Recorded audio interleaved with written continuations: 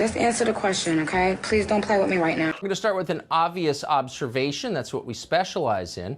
It feels like this country is losing control of inflation. It feels like it's getting worse. In Dallas over the weekend, a bottle of water was going for $8. That's water, which we used to get for free from the sky. Now $8. And people are paying it too. If you were thirsty in downtown Dallas on Saturday morning, you didn't really have a choice. Wait for it. This is not a small development. Inflation will make this country poor, and it will do it faster than anything else will. Anyone who doesn't understand that intuitively is an idiot or is irresponsible or both. If you think COVID or climate change or police brutality or Iran is a bigger threat to the United States than the devaluation of the US dollar, then you by definition should not be making meaningful decisions. You're a moron. So with that standard in mind, let's check in with our friends over at CNN to see what they're covering today on their news channel. Oh, it looks like they're planning a palace coup at the White House, just another day in Washington. Turns out CNN's researchers have discovered that Joe Biden is elderly and unpopular. Breaking news! And therefore, he's probably not the best vehicle for the ambitions of the Democratic Party going forward. You'd think so, but no. Obviously, Biden isn't going to serve 2 terms, so as a public service, CNN has assembled a list of people who should replace Joe Biden. It's all pretty amusing when you think about it. Apparently, somebody in CNN's math department finally finished the complicated calculations and concluded that Joe Biden, who's already had 2 cerebral aneurysms, will be 86 years old by the end of his 2nd term. Wait, what? 86 years old? CNN had no idea Joe Biden was that old. Didn't tell us about it either. Clearly, this is not going to work. Time for someone new. That's what they're saying. And honestly, as you watch this, you can start to feel a little sad for Joe Biden. He's been in office less than a year, and already his own supporters are measuring his coffin. But of course they are. This was always going to happen. Professional Democrats are not sentimental people. They're stony-hearted realists. Joe Biden has served his biological purpose. He stopped Bernie Sanders in the primaries. He made America safe for private equity. Interesting. Carried interest is still in the tax code. Mission accomplished. So it's time to pull Joe Biden off the stage before he gets even older and less popular. That's what they're thinking. It turns out supporting Joe Biden was never about any specific ideology. We on the right fell for that one. But these people have no interest in principles or ideas. Loyalty is a foreign concept to them. They care only about power. It's kind of scary, really. Thankfully, this same group is also stupid. Stupidity is their one redeeming quality. If they were smart, they'd take over the world. They're certainly ruthless enough. But thank God they can't do that because they're too limited by their own bigotries and their tiny intellects. How dumb are these people? Well, they assume that everybody else is just like them. And that's always the hallmark of true stupidity. These are the geniuses who believe Salvadoran immigrants want to be called Latinx. They can believe that because they don't talk to Salvadoran immigrants, they only talk at them. What?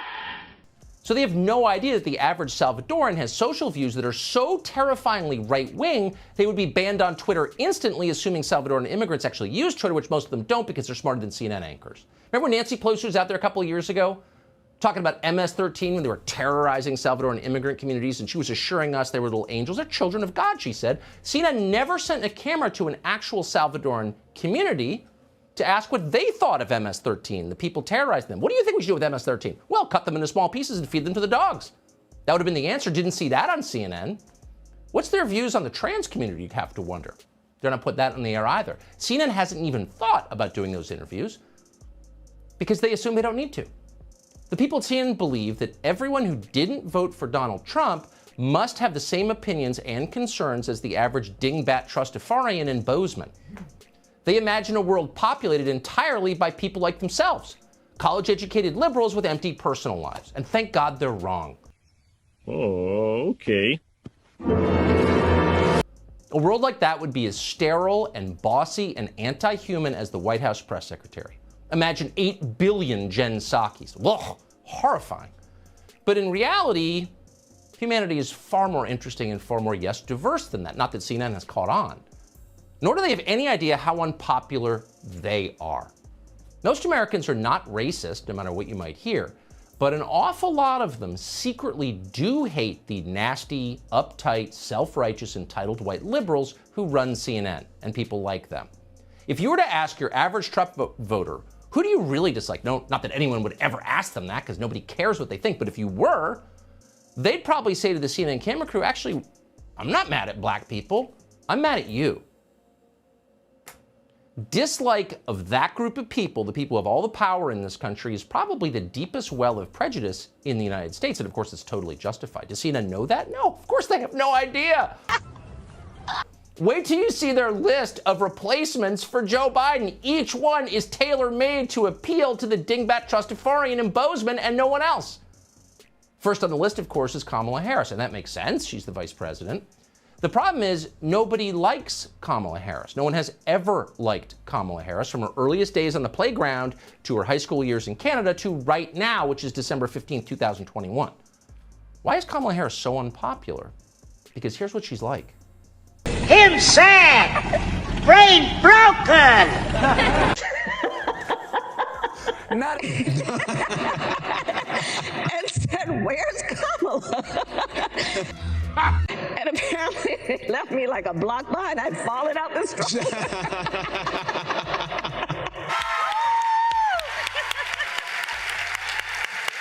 Oh, what's up? And I looked back up at her and I said, "Freedom." So Kamala Harris is a charmless phony who has such total and utter contempt for your intelligence that she fully expects you to believe that her fake laugh is real. And that's bad, but honestly, it's not necessarily a deal killer in politics. No one ever called Richard Nixon charming, yet Nixon won the biggest presidential landslide in American history in 1972. So what's the difference? The difference is Richard Nixon was competent. He had skills, he could do things. Kamala Harris doesn't, and she can't. Kamala Harris is totally incompetent. She's zero skills. She's never done anything. Ever. Huh? Harris can't redecorate her own office. She tried recently and she made it uglier. So this isn't going to work. We're going to have to take Kamala Harris off the list. Sorry. So how about Pete Buttigieg? He's on the list, of course. Everyone at CNN loves Pete Buttigieg. He's just like them, except a little spicier and much more glib. Until a few years ago, Pete Buttigieg dated women. Now he's openly gay and a father and reads the Atlantic magazine and uses unintelligible buzzwords. Many unintelligible buzzwords. In fact, unintelligible buzzwords are Pete Buttigieg's entire vocabulary. You want to talk like Pete Buttigieg? It's not hard. Take a phrase or issue, any phrase or any issue, and add the word racism. Bingo. You now have a promising future in the Democratic Party. Do you think that people who support President Trump and his immigration policies are racist? Anyone who supports this is supporting racism. Damn. Our healthcare system is burdened by racism. We know that our housing is burdened by racism. Our schools are burdened by racism. Yes, the uniform is burdened by racism, but it goes far beyond that. It is a matter of concern for every American that we dismantle systemic racism before it ends the American project in our lifetime. Oh, and roads are racist too. Certain kinds of people love this. If CNN anchors could do science, which of course they can't, but if they could, Pete Buttigieg is the candidate they would create in their basement lab. Rhodes Scholar, McKinsey consultant, no actual achievements of any kind. Pete Buttigieg couldn't even run South Bend, Indiana. He tried, couldn't. And that's not really surprising. Buttigieg has never shown any interest in improving the lives of actual people. His only real skill is talking about himself. Every presidential election cycle, you see someone like this. Democratic candidates who are in effect media creations. The New York Times pretends they could actually get elected, but no. Every election cycle, the voters laugh at these people. Ask Beto. He's been there. Now I feel better.